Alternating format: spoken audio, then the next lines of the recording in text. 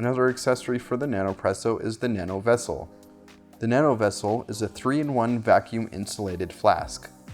It is a tumbler, a tea infuser, and a water tank.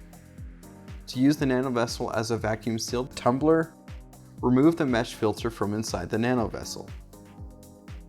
Fill up the vessel with boiling water and screw the cap on tight. This will keep water hot for hours.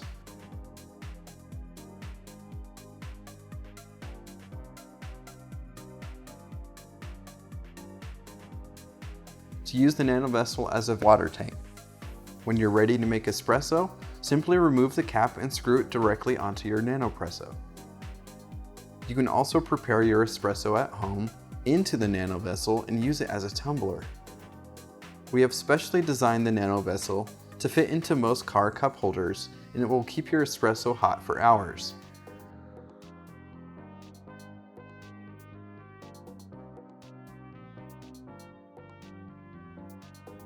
To use the Nanovessel as a tea infuser, add loose leaf tea into the included mesh filter. Pour hot water over your loose leaf tea. Screw the cap on tight. Turn the Nanovessel upside down to let it steep.